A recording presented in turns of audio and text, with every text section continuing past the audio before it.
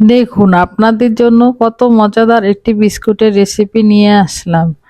আর এই বিস্কুটটি বানানো খুবই সোজা, যে কেউ এই রেসিপিটি দেখলে বিস্কুটটি সহজেই বানিয়ে ফেলতে পারবে। এই বিস্কুটটি তৈরি করার জন্য এখানে আমি নিয়েছি 1 কাপ ময়দা আর দিয়েছি হাফ কাপ সুজি। তারপর এখানে আমি দিয়ে দিব সামান্য পরিমাণ লবণ।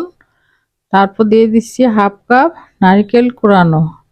নারকেল কোড়ানোটা দিলে বিস্কুটে সুন্দর একটি ফ্লেভার আসে। তারপর দিয়ে সবগুলো উপকরণ ভালোভাবে মিশিয়ে নিব। তারপর দিয়ে দিব 2 টেবিল চামচ তেল। তেল দিয়ে আবারও সব উপকরণগুলো একসাথে ভালোভাবে মিশিয়ে নিব।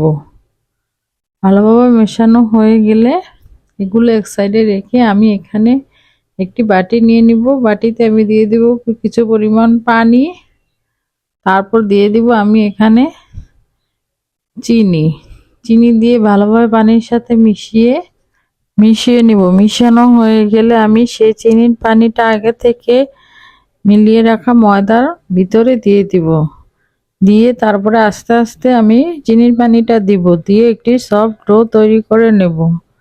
আর এই বিস্কিটটি আপনারা 15 থেকে 1 মাস রেখেও খেতে পারবেন, কোনো সমস্যা নেই, মুচমুচেই থাকবে।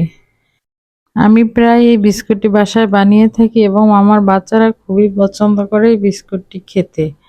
এজন্য আমি বানিয়ে রেখে দিই এবং যখন মন চায় ওরা খায়।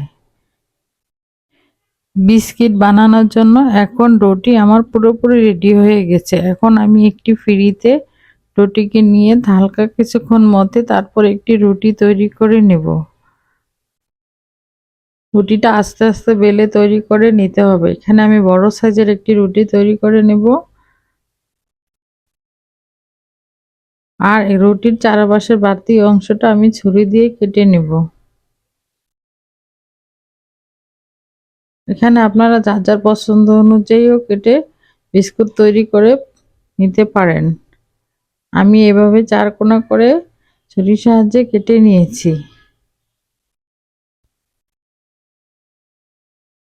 কেটে তারপরে ছুরির সাহায্যে এগুলোকে সুন্দর ডিজাইন তৈরি করে নেব। একে একে আমি সবগুলো বিস্কিটই এভাবে তৈরি করে নিয়েছি। দেখুন বিস্কুটগুলি কতটা সুন্দর হয়েছে। তারপর চুলায় একটি প্যান বসিয়ে আমি একে একে সব বিস্কুটগুলি দিয়ে দিব। দিয়ে আমি উল্টিয়ে পাল্টিয়ে ভালোভাবে ভেজে নেব। আর এই সময় চুলার আঁচটি মিডিয়াম টু লো হিটে রাখতে হবে। তারপরে সুন্দর একটি কালার চলে আসলে আমি বিস্কুটগুলো নামিয়ে নেব। এই যে সুন্দর একটি কালার চলে আসছে, এখন আমি একে একে সবগুলো বিস্কুট নামিয়ে নেব।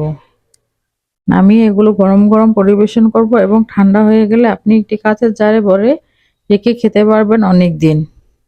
আর ভিডিওটি কেমন লেগেছে তা অবশ্যই কমেন্ট করে জানাবেন। আজকের মতো বিদায়, আল্লাহ হাফেজ।